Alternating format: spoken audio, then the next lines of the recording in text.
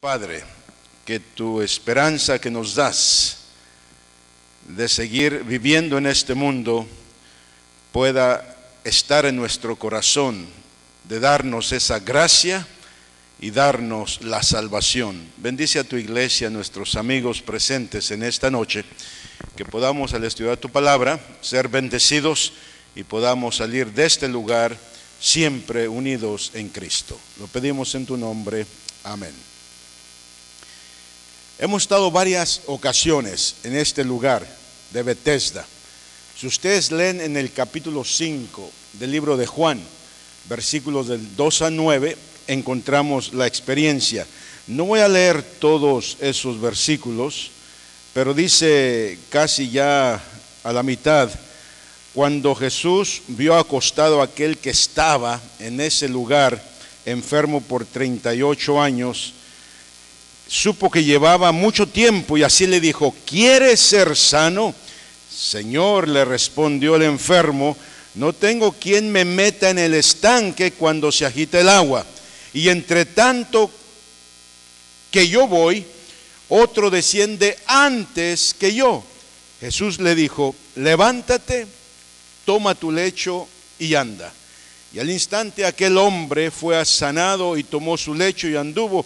Y era día de reposo aquel día. Era día de reposo aquel día. Dije que anteriormente varios años hemos estado en ese lugar, pero esto fue impresionante al estar con los pastores, algunos pastores y esposas de aquí de Arizona y otros pastores de Washington y otros más del sureste de California. Y aquí estábamos en ese mismo lugar. Cuando usted ve el lugar de que usted lee la palabra de Dios, se impresiona mucho más. Este estanque que está que se encuentra en la ciudad de Jerusalén, que según la tradición y la creencia, el mismo estanque, porque no hay otro, que se encontraba en el tiempo de Jesús. Por eso se hace tan impresionante usted poder pisar los lugares donde Cristo en ese tiempo estuvo con el paralítico de Bethesda. Sus paredes están destruidas, es cierto. Ya usted puede ver solamente ruinas en este lugar, pero nos hacen recordar de que había un hombre, y ese hombre era un perdedor. Puede continuar perdido, aún podría haber continuado perdido por muchos años. Una persona lisiada, imposibilitada, enferma, en ese tiempo, en esos días, verdaderamente era un perdedor, era una perdedora, marcada por el destino del dolor, del sufrimiento y de un concepto erróneo de la misma persona. Al nacer, hermanos, en ese tiempo, y muchos años después, seguía lo mismo. Una persona imposibilitada, nacía enferma. Era nacer como una persona que se había perdido completamente, para su familia y para la sociedad. Pero en el versículo 5, lo que hemos leído, que había un hombre que hacía 38 años que estaba enfermo, era un perdedor. No había otra manera de describirlo. Y recuerden que no solamente estaba imposibilitado para poder andar, estaba lisiado. No podía correr, las piernas no le daban. Estaba imposibilitado, enfermo. Pero no solamente eso, él no tenía compañeros a su lado, porque todos los enfermos querían lanzarse primeramente antes que él. ¿Cómo es que alguien le iba a ayudar para llevarlo sabiendo que el primero que pudiese tocar esas aguas, dice la Escritura, podría ser sano? Todos querían sanarse, por lo tanto, ni amigos tenía. No había nadie que lo alentara, que lo cubriera, que lo abrazara, que le tocara. Estaba completamente solo, y en ese lugar estaba deprimido. No había nadie que le diera a ese hombre solitario una manita. Estaba convencido ya que nadie lo iba a ayudar. La situación estaba perdido. ¿Por qué tener esperanza de ser sanado si nadie podría llevarlo? Podemos entender lo que dice la Escritura, que el que primero llegase sería sano. Él no podía hacerlo. ¿Cuántos de nosotros nos encontramos a veces de la misma manera? Imposible para que tú y yo podamos llegar al lugar donde queremos y conseguir lo que deseamos. Pero una cosa les digo, hermanos y amigos, que en Cristo hay victorias. Y por lo que Cristo hizo en este lugar, puede hacerlo en la vida de cada uno de nosotros, ¿no es cierto? Lo hace en nuestras vidas. La experiencia de este hombre es que nunca siquiera pudo llegar a ese mismo lugar donde había mucha agua. Hoy en día podemos sentirnos solos, perdidos, donde hay mucha enfermedad, muchos problemas, y ustedes, como dije anteriormente, pudieron tal vez escuchar en la radio, leer o ver en la televisión. Yo prendí, como digo, en unos minutos nada más el CNN, y de repente ya dijeron 2 muertos, 138 heridos. De los 2 muertos había un niño de 8 años. 138 heridos y más, decía el que anunciaba. Y además decía también 8 niños heridos dentro de esos 138. Y mencionó ahí enseguida, fue un ataque terrorista. No han descubierto todavía, claro, yo me vine ya y había 2 horas anteriormente que había visto esto. No sé más, y si alguien lo sabe, pues me corrige. Pero hoy día lunes en esa área del maratón de Boston, donde la gente, me acuerdo, estábamos ahí en casa de la familia Escalante, estábamos mirando todo eso cuando repetían continuamente los corredores, venían de repente la explosión, uno cayó, otros aquí, otros más allá, y de repente aconteció todo eso. Muchos fueron entrevistados, otros preocupados por los corredores que venían de muchos lugares. Pero si eso pasa hoy día, ¿qué podrá pasar el día de mañana? ¿Qué va a haber, hermanos? Nosotros nos sentimos hoy en día que estamos perdidos o andamos bien. ¿Tenemos problemas o no los tenemos? ¿Cómo está nuestra familia? ¿Cómo están nuestros hijos? ¿Cómo está nuestro esposo, nuestra esposa? Y siempre pensamos y decimos todo está bien, andamos bien, estamos contentos. Aún podemos verlos en la iglesia felices. Pero ¿cómo estamos después de salir de la iglesia? ¿Cómo estamos en casa? Y mis queridos, hay muchos problemas en esta vida. El hombre enfermo del estanque de Betesda reconocía cuál era su condición y no habría manera. Pero en el versículo 7 contesta la pregunta de Jesús: ¿quieres ser sano? ¿Por qué debería ese enfermo perdido, ya que no había oportunidad de ser sanado? ¿Por qué debía pensar que yo puedo alcanzar las aguas? No tengo quien me meta en el estanque cuando se agita el agua, y entre tanto que yo voy, otro desciende antes que yo. Yo soy un perdedor. Y si hoy tú te sientes como una persona, como ese hombre del estanque de Betesda, quiero compartir contigo algunas cosas que podría ayudarnos. En primer lugar, tú y yo pertenecemos a alguien, un ser mucho mayor. A través de la palabra de Dios encontramos insignificantes versículos donde nos hablan de esa seguridad de quién es ese alguien. Y ese alguien, por supuesto, es nuestro Señor Jesucristo. Pertenecemos a alguien, y ese alguien es aquel que es nuestro Creador. Y agradecemos a Él por lo que ha hecho. Como dice ahí en 1 Corintios capítulo 13, leyendo los versículos del 4 al 8, siendo Jesús, siendo Dios maravilloso, bondadoso, un buen Dios, justo y verdadero. Ahí en 1 Corintios 13 dice, realmente nos muestra esa fotografía de ese gran Dios. Dios es paciente, Dios es benigno, Dios no es envidioso, Él no es jactancioso, no se envanece, Dios no hace nada indebido, no busca lo suyo, no se irrita, no guarda rencor. Dios no se goza de la injusticia, mas se goza de la verdad. Dios siempre nos protege, siempre cree, siempre espera, siempre persevera. Dios nunca falla, el amor nunca deja de ser. Permanecen la fe, la esperanza y el amor, pero el mayor de ellos es el amor.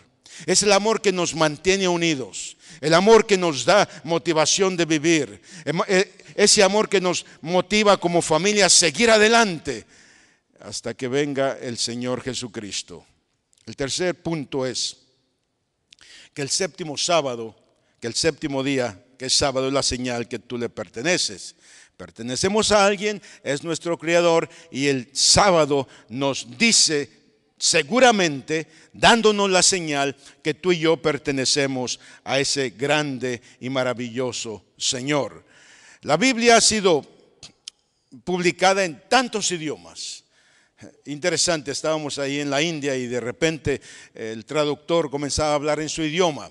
Y todos nosotros allá atrás con mi esposa y los demás doctores que estaban conmigo en esa hora, simplemente escuchábamos, no entendíamos, y él hablaba en su idioma a toda esa gente que estaba sentada en el suelo. Y sabiendo que les hablaba mal, aunque les hablaba como que estaba enojado y les gritaba. Y yo dije, bueno, tendré que yo más paciente, ahora más calmado, porque esos gritos parecieran que... Pero así se hablan ellos, así hablan. Y había otro como si fuese el diácono y miraba a los niños, algunos que jugaban, iba y le hacía así enfrente a la persona. Esa es su cultura. Y iba y lo tocaba, no. Y si comenzaba a hablar, todos tenían que estar callados, todos sin hablar, todos como sin poder moverse para escuchar lo que el anciano estaba diciendo en su propio idioma. Yo espero que haya dicho algo buenísimo en esa hora, ¿no? Que me ayudó para yo entrar entonces y hablar el inglés que ahora ellos no iban a entender, y lo que él me tradujo, no sé qué lo que me tradujo. Y eso pasa a veces, ¿saben? Cuando alguien traduce, da otro sermón, así que a mí ya no me preocupa, yo ya predico lo que tengo que hacer. Si alguien me entendió, alabado sea el Señor, pero que el traductor pueda traducir casi lo mismo que uno quiere transferir o quiere transmitir a la persona. Eso pasa en todos los países. Sin embargo, podemos ver que la palabra de Dios debe ser llevada en todo momento para ser leída, estudiada y poder obedecer, sabiendo que el día sábado ha sido dado, como dice ahí en la Escritura, acuérdate del día sábado para santificarlo. Y nos habla de ese sábado para todos nuestros amigos en esta noche, a todos mis hermanos, diciéndonos así: 6 días trabajarás y harás toda tu obra, mas el séptimo día es sábado para Jehová tu Dios. No hagas en él obra alguna, tú ni tu hijo, ni tu hija, ni tu siervo, ni tu criada, ni tu bestia, ni tu extranjero que está dentro de tus puertas. Y todos los hijos al unísono decían y preguntaban: ¿pero por qué? Porque en 6 días hizo Jehová los cielos y la tierra, el mar y todas las cosas que en ellos hay, y reposó en el séptimo día. Por tanto, Jehová bendijo el día sábado y lo santificó, mis queridos. Ese día, el día sábado, donde tú y yo veníamos a la iglesia para alabar al Señor, para estar con nuestra familia, para gozarnos en el amado, para vivir en ese día especial de descanso, donde dejamos todos los quehaceres de la casa y poder venir a la iglesia y estar con el Señor en ese día especial, un día sábado, día santo. Es como el anillo de bodas de Dios. Simplemente no es un día regular, es un día especial. Y esa señal nos mantiene en la relación con ese alguien, con ese Creador que nos muestra que tú y yo somos hijos e hijas de Dios. Ahora, en el versículo 9, como leíamos ahí, capítulo 5 del libro de San Juan, dice, era día de reposo, sábado, aquel día, cuando Jesús sanó al paralítico, era día sábado, no era otro día, era día de reposo. Y claro, en ese tiempo puede imaginarse todos los que criticaban a Jesús, ¿cómo es que tú sanas en el día del Señor, en el que nosotros sabemos que no debemos hacer nada en ese día, teniendo ellos todas sus leyes judaicas, donde ni siquiera podían levantar una camilla o podían levantar nada, absolutamente nada? ¿Y cómo es que ahora Jesús, hermanos, y quién era Jesús? Jesús era el Señor del sábado, y Él vino a decirles y a confirmarles que el sábado era un día especial, que aún también podría ese enfermo ser sanado, donde tú y yo podemos también, sin violar todos los momentos que a veces pensamos y decimos, pero ¿será que hay que hacer esto en día sábado? Hermano, no pienses dos veces. Si tenemos que ir a ungir a un enfermo, si tenemos que ir a visitar a los enfermos, si tenemos que ir a la prisión, si tenemos que a veces que comer algo que necesitamos comer en algún lugar, hermano, no vayamos tan afuera en cuanto al fanatismo. Tenemos que seguir a Jesús, el Señor del sábado, y que podamos guardarlo, lo que Él me ha enseñado, podamos hacerlo de esa manera. Es la razón que hay mucha gente hoy en día, y me lamenta. Estuve en Las Vegas y de repente me dice, pastor, hay un grupo que se salió porque ellos decían que nosotros a veces hacíamos cosas en día sábado indebidamente. Y un grupito pequeño se fue y se fueron con los reformistas. Porque quieren reformar la iglesia, por eso son reformistas.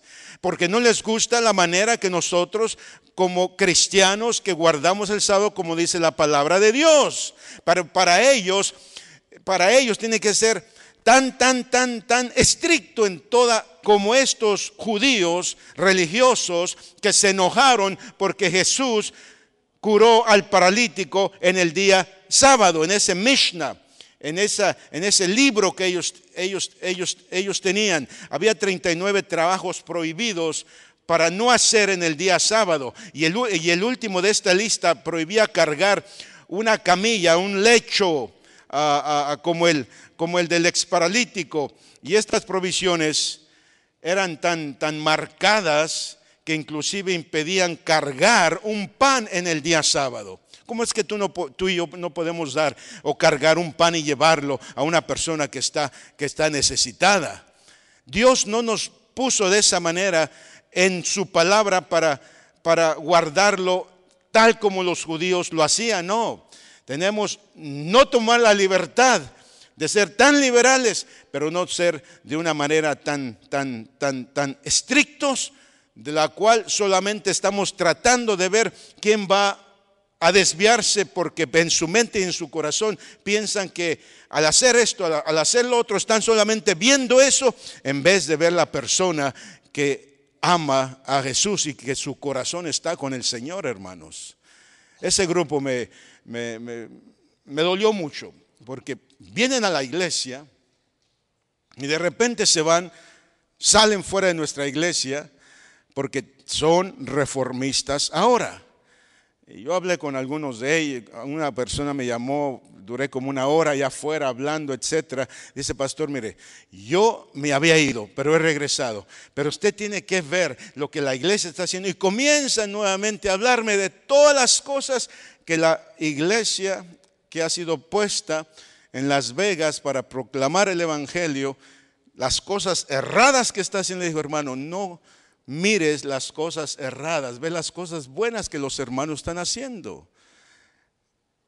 Pero qué alegría nos da al saber que el sábado fue dado para nosotros y poder entonces seguir adelante reconociendo que tenemos a alguien, a un Creador, y que en el día sábado es la señal de estar con Jesús. Si ustedes leen los versículos 10 y 11, también dice ahí, en el capítulo 5 de Juan: entonces los judíos dijeron a aquel que había sido sanado: es día de reposo, es día sábado, no te es lícito llevar tu lecho. Claro, era una de las prohibiciones. Estaba prohibido hacerlo para todo judío. Y él le respondió: el que me sanó, ni siquiera sabía quién lo había sanado.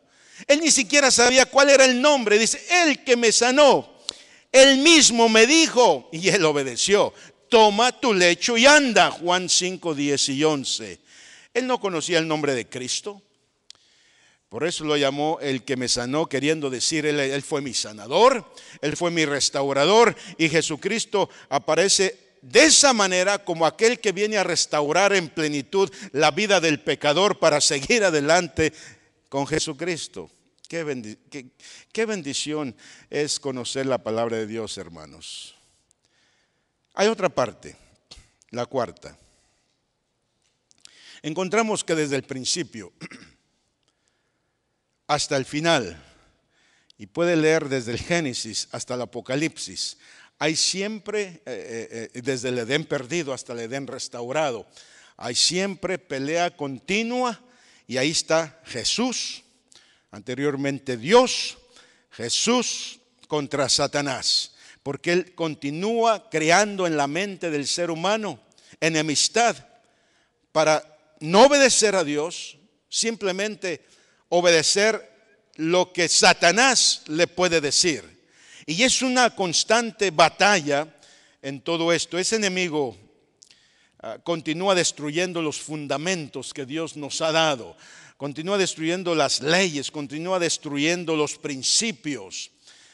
Y es la razón que si nosotros, por la gracia de Dios, y se bautiza en el nombre del Padre, el Hijo y el Espíritu Santo en un bautisterio, y sale para tener una nueva vida en Cristo, sale renovado, sale transformado, aunque pecador continúa, pero sigue viviendo una vida junto con Jesús.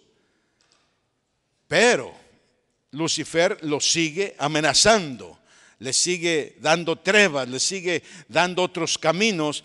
Y es la razón que cuando tú te bautizas en Cristo Jesús y estás completamente decidido al haberlo hecho y haber aceptado como Cristo, como tu Salvador personal, tú sales de ese lugar diferente.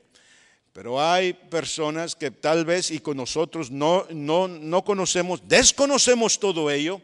Nosotros no estamos aquí para simplemente para decir: oh, tú no estás listo para el bautismo. No, que sea el Espíritu de Dios que nos indique, nos diga: esa persona ha decidido, puede. Claro está que algunas veces, a veces criticamos, decimos: yo estuve en una iglesia y había un pastor, ¿verdad? Que un evangelista. Entonces él, al terminar su sermón, se bautizaron como 30 personas y de repente él dice, hizo un llamado y de repente dice: el pastor no va a salir del agua, él se va a quedar ahí, porque creemos que hay algunas otras personas que han decidido y que quieren hacerlo. Y dijo: y aquí tengo 2 batas listas y preparadas. Y pasaron 2 personas. Pero dijo: no, yo creo que hay más batas hasta aquí también. Y comenzó a agarrar más batas, no sé, yo creo que las secaban inmediatamente, las traían. Y aquí hay 2 batas más. Y hermanos, cuando el Espíritu puede tocar a la persona, eso es correcto, hermanos. Ahora, nosotros no debemos de desconfiar de lo que el Espíritu puede traer a la iglesia. Si una persona en ese momento decide para bautizarse, no venía preparada, como decimos, traiga su ropa, prepárese y lo demás, no llega así, pero llega en el momento y el Espíritu le toca y también quiere hacerlo, gloria sea a Dios, hermanos. Estemos contentos gozosos. No sé si el pastor Marín decía, cuando tuvieron un bautismo ahí con las hermanas. Hubo un bautismo y algunas decidieron también de bautizarse. Es una bendición. Cada reunión debería ser eso, porque tenemos que arrebatar con el poder que Cristo nos otorga y con su espíritu a esas almas de Satanás. Tenemos que arrebatarlas. Y es una lucha constante que hay esa oposición en el gobierno de los cielos y de la tierra. Por tanto, podemos notar que en ese cuarto punto es que nuestro Creador está involucrado en ese conflicto de los siglos, peleando hasta la muerte. Y tú y yo somos los responsables en esta tierra de poder ayudar, no solamente como pastores, no solamente como hermanos, todos los que estamos aquí. Podemos ayudar de poder decir, queremos entregarnos a ti, Señor, úsanos, porque los tiempos difíciles, no por lo que aconteció hoy día o por lo que va a pasar mañana, pero vendrán peores cosas de los cuales tenemos que estar listos contra esos ataques de Satanás. Quinto punto. El verdadero carácter de Dios es uno de amor y redención. Y hay tantas experiencias, ¿no? Una de ellas, por supuesto, cuando Abraham llevaba a su hijo, ¿verdad?, a Isaac. Isaac no sabía dónde iba, simplemente lo estaba acompañando. Abraham ya sabía, porque Dios le había pedido a su hijo. Y él llevaba a su hijo a ser sacrificado. Pero cuando llegaron al lugar, Abraham, con su único hijo, que tanto tiempo esperó, le dice el hijo, Padre mío, he aquí el fuego y la leña, mas ¿dónde está el cordero para el holocausto? Él no sabía que él era el cordero, no sabía que él era el que iba a ser puesto ahí en las leñas, ahí en lo que era para él ser sacrificado. Él no sabía. El hijo quería saber todo eso. Iba a haber un sacrificio, iba a haber una ofrenda, pero ¿dónde está?, se preguntaba el muchacho. Y claro, como un padre con corazón quebrantado, obedeciendo a Dios, tráeme a tu hijo, tu único hijo, para ser sacrificado. Él obedeciendo, hermanos, obedeciendo, lo llevó para ser sacrificado. Pero tenía tanta fe que iba a haber un cambio en ese momento. ¿Cuál era? Él no sabía. Él simplemente llegó casi con su hijo para el lugar de sacrificio. Y ahí encontramos entonces en la Escritura lo que aconteció, donde Dios pudo proveer el cordero y los dos estaban contentos. Dios dice, se proveerá de cordero para el holocausto, hijo mío, Génesis 22, 7 y 8. Y lo hizo y lo es. Dios mismo es el cordero del sacrificio. Él vino a morir por nosotros. Y mis queridos, cuando Jesús nació en Belén, donde visitamos ese lugar, visitamos una de las cuevas donde tuvimos un culto, oramos con los hermanos, cantamos alabanzas.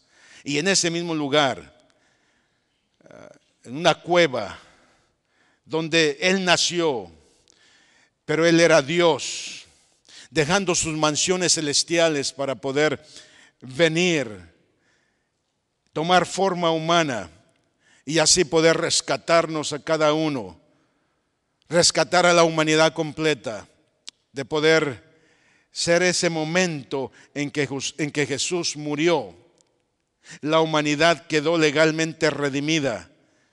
Dice en 2 Corintios 5:19.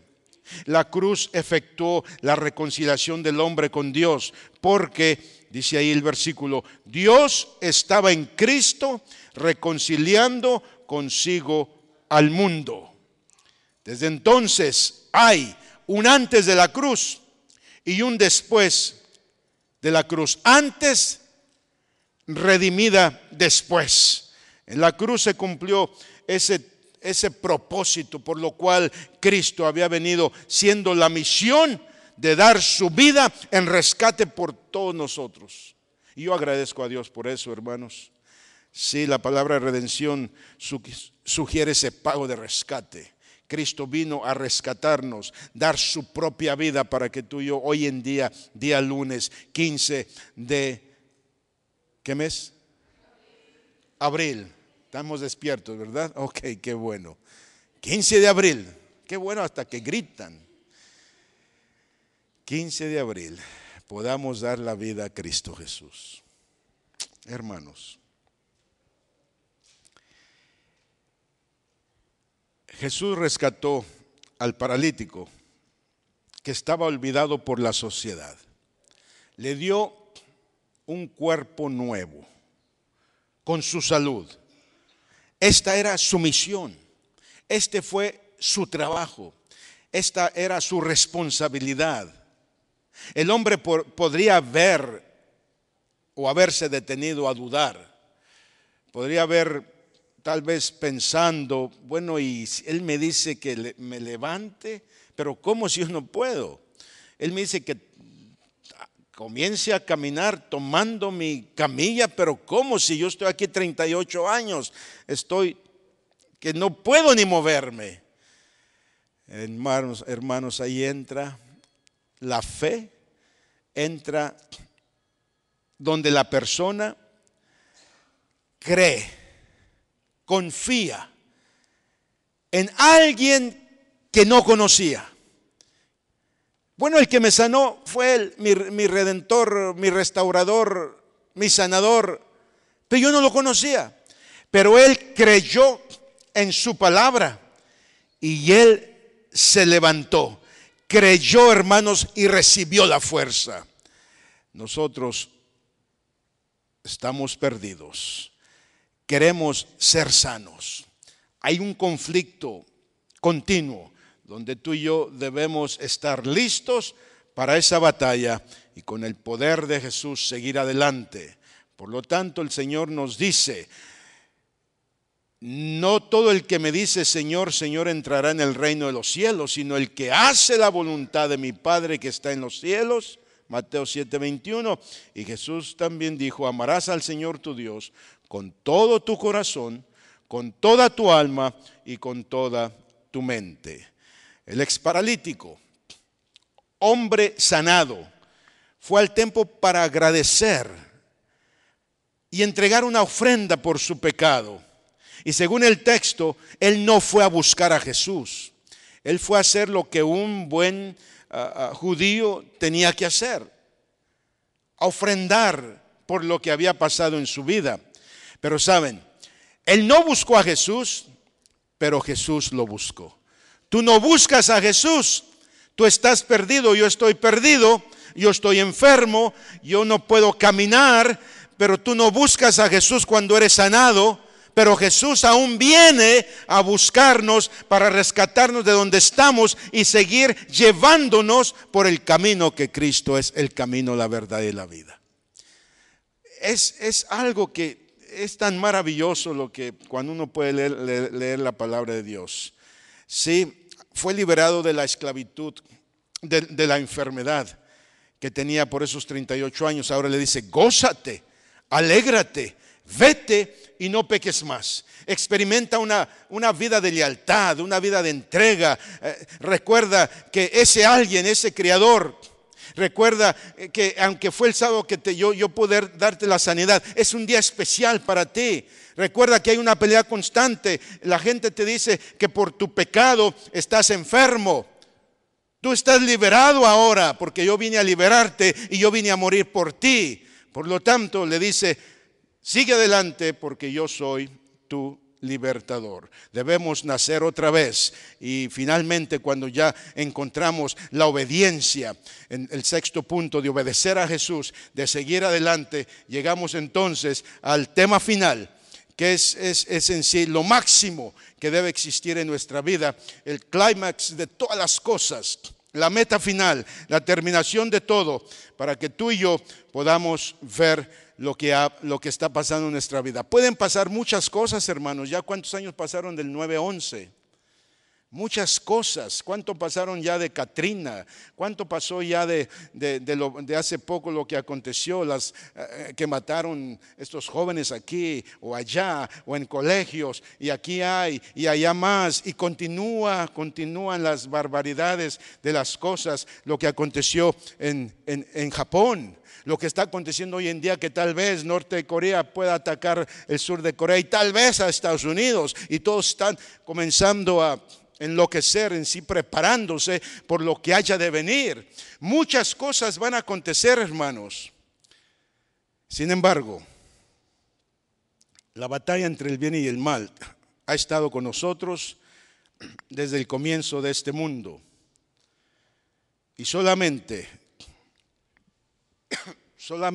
la entrega tuya y mía en esta vida podrá hacer una diferencia. Por lo tanto, yo te invito que hay solamente una solución para que todos nosotros podamos, como iglesia, seguir adelante, de proclamar que Cristo viene pronto. Cristo viene pronto, hermanos. Cristo viene muy pronto, porque la hora de su juicio ha venido.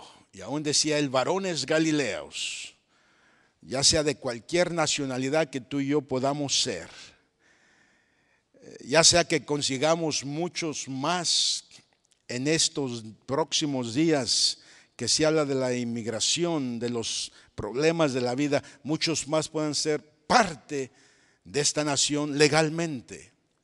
¿Qué pasará, hermanos? No sabemos, pero a todos nosotros el Señor nos dice: debes continuar mirando al cielo, porque este mismo Jesús que ha sido tomado de vosotros al cielo, así vendrá como le habéis visto ir al cielo. Hechos 1:11. Y no se turbe vuestro corazón, creéis en Dios, creed también en mí. Está preparando un lugar, yo voy a venir otra vez. Juan 14 del 1 al 3. Y es la nota final, que se sonará esa trompeta fuertemente en todo el mundo. Y de repente, lo que pasó hoy día en Nueva York, las grandes ciudades, Los Ángeles, Washington, comienzan a cerrar todo en cuanto a la comunicación, en cuanto a la parte aérea, donde nadie puede entrar, sabiendo que podría haber otro ataque final.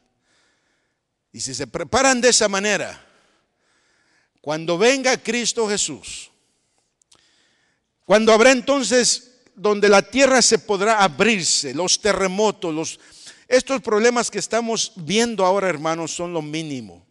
Pero cuando ya Cristo esté viniendo, donde la tierra completamente será destruida, y aquellos que hemos obedecido y seamos leales al Señor, estaremos listos para ver a Jesús venir en gloria, porque tú y yo le pertenecemos. El paralítico el paralítico del estanque de Betesda, tú y yo pertenecemos a alguien, y ese alguien es el Dios maravilloso, ¿no es cierto? El paralítico de Betesda, tú y yo hemos sido sanados física y espiritualmente en el séptimo día sábado, como señal que le pertenecemos al Creador del universo.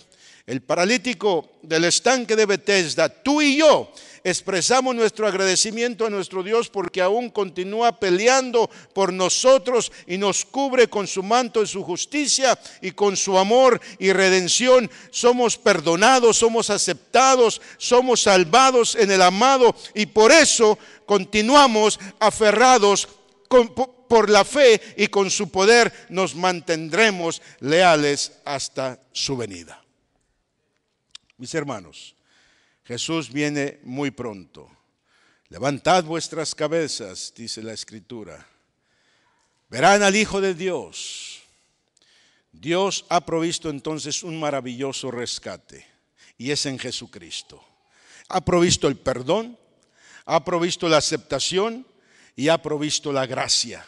Las provisiones están, el camino está, agárrate. de esa mano extendida, agárrate de ese rescate, confía que Cristo viene pronto. Sí, el hombre del estanque de Betesda llegó a ser el perdedor victorioso, porque él confió en Jesús, que le dijo: levántate, toma tu lecho y anda. Y al instante aquel hombre fue sanado y tomó su lecho y anduvo. Llegó a ser un hombre victorioso. No continuemos nosotros como iglesia de Phoenix, podamos estar acostados nada más, podamos estar diciendo somos perdedores, necesitamos a Jesús que venga a sanarnos. Podamos levantarnos en esta noche, hombres y mujeres, hermanos victoriosos, confiando en Cristo, que nos dará la victoria final para ser salvos en Cristo por toda eternidad. Amén. Ven, Señor Jesús. Vamos a tener una oración especial por el pastor Marín y todos los que podamos, ¿verdad?, decidir que queremos seguir a Jesús y entregarnos como hermanos, como amigos, todos juntos. Pongámonos de pie y terminar con una oración. Vamos a orar. Nuestro Dios maravilloso, te damos gracias porque cuando no teníamos fe, tú viniste a buscarnos de entre muertos en pecado y nos has dado vida juntamente con Cristo.